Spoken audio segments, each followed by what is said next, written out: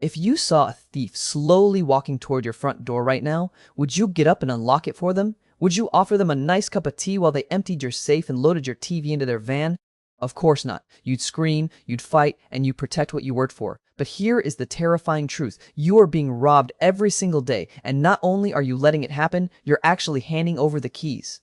While you mindlessly unlock your phone for the 47th time today just to lock it again 3 seconds later, someone is stealing the most valuable thing you own. It's not your money, it's not even your time, it's your attention. By the end of this video, you'll know exactly who these thieves are, how they've hacked your brain, and how to finally take back the life they've been stealing from you. Let's get one thing straight. Your attention is the foundation of everything. Your relationships, your best work, your creativity, and your inner peace all grow from the soil of your attention. If that soil is being dug up and carted away in little digital boxes every few seconds, nothing meaningful can grow. I want you to think back. Do you remember a version of yourself that could sit with a book for 3 hours and forget the world existed? A version that could watch a sunset without wondering how it would look as a photo? That person didn't disappear because you got lazy or weak. You aren't broken. You've just been living in a world specifically engineered by thousands of the smartest neuroscientists on the planet to fragment your mind into 1,000 tiny pieces so they can sell them to the highest bidder. But here's where it gets interesting. We started to think this state of constant distraction is just normal life. We think it's our fault we can't focus. It's not. It's a design. And once you see the invisible thieves in the room, you can't unsee them. Thief number 1 is what I call the phantom buzz. You know the feeling. Your phone is face down on the table. It's on silent. You aren't even looking at it. But a tiny part of your brain is standing guard, waiting for a notification. That isn't focus. That's hypervigilance. You're living like a soldier on watch duty, except instead of guarding a fortress, you're just waiting for a stranger to double tap a picture of your lunch. If the thought of putting your phone in a different room right now gives you a tiny spike of anxiety, that's the thief whispering in your ear. But wait, it gets heavier. Thief number 2 is the mental tab explosion. You know how your laptop starts to lag and the fan starts screaming when you have 50 browser tabs open? Your brain does the same thing. Your open tabs are that email you forgot to send, the awkward thing you said to your boss 3 days ago, the guilt about not calling your mom, and the worry about your bank account. All of these are running in the background, eating up your mental RAM. You wonder why you feel foggy? It's because you're trying to live your life while 15 different programs are crashing in the back of your mind. Now, before we move to the next thief, here is a pattern interrupt for you. The average person touches their phone over 2,600 times a day. That's 2,600 times you've allowed an external force to pull you out of your own life. Thief number 3 is the scroll void. This one is the sneakiest because it pretends to be rest. You've had a long day, you're tired, you lie down and tell yourself you'll just decompress for 5 minutes on TikTok or Instagram. Suddenly, it's 1 a.m. and you're watching a video about why crocodiles are actually misunderstood geniuses.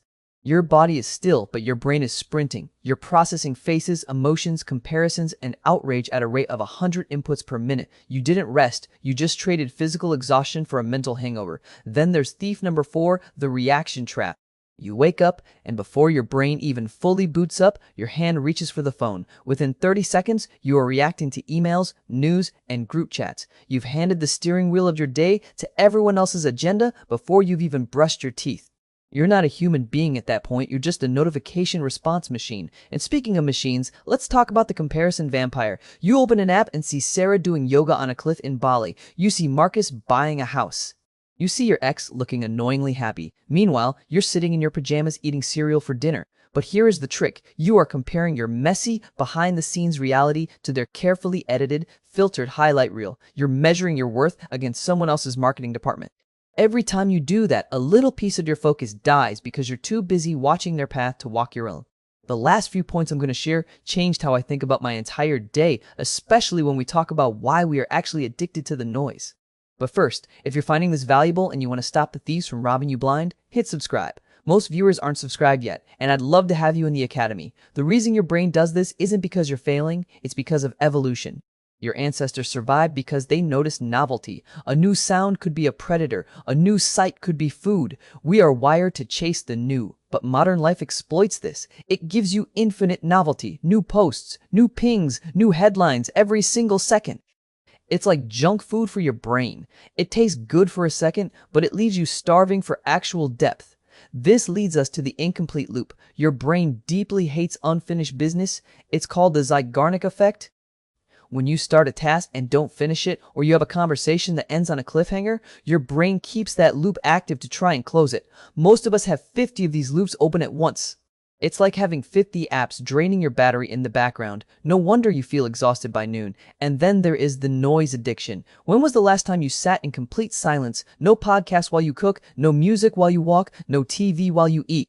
For most of us, silence has become uncomfortable. We feel like we're missing something. But when you split your attention across 5 different inputs, you aren't actually experiencing any of them. You finish a meal and don't remember tasting it. You finish a day and don't remember living it.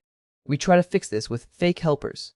The first is the caffeine crutch. You aren't tired because you lack caffeine. You're tired because your nervous system is fried from being in fight or flight mode all day. Coffee doesn't give you energy. It just masks the debt.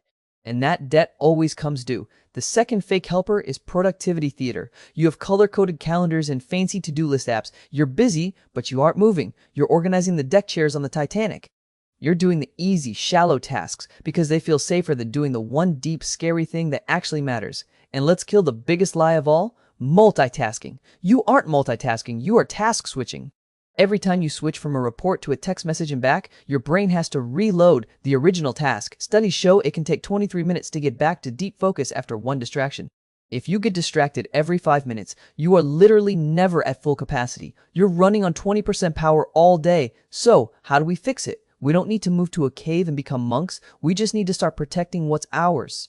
First, move number 1, notice without judgment. Just start watching yourself. Don't beat yourself up when you pick up the phone. Just say, oh, look, I'm doing the thing again. Awareness is the first step to taking back control. Move number 2, close one loop.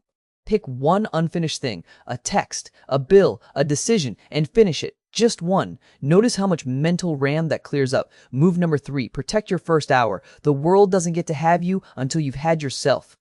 Don't touch the phone for the first 60 minutes of the day. Use that time to think, to breathe, or just to exist. If you start your day in reaction mode, you stay in reaction mode. Move number 4, create friction. Delete the apps that tempt you the most. You can still use them on a computer, but making it just 10% harder to access them stops the automatic reach. Choice is power. Move number 5, let boring be beautiful. Real peace isn't a vacation, it's a quiet Tuesday night where you don't feel the need to be stimulated. Silence isn't empty, it's where your best ideas are hiding. Finally, move number 6, say no, like your sanity depends on it. Because it does. Your attention is more valuable than money. You can make more money, but you can never get back the hours you spent getting angry at strangers on the internet. The truth is, you are not broken, you are just overstimulated.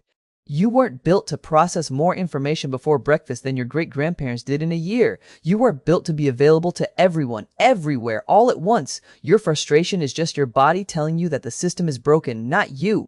There is a version of you that is calm, focused, and present. They are still in there, buried under all the noise and notifications. You can bring them back. It starts with one choice. Not a perfect life, just one choice. Put the phone in the other room for an hour tonight. Sit with your thoughts for 5 minutes. Choose depth over breadth. Your life is what you pay attention to. If you pay attention to the thieves, they get your life.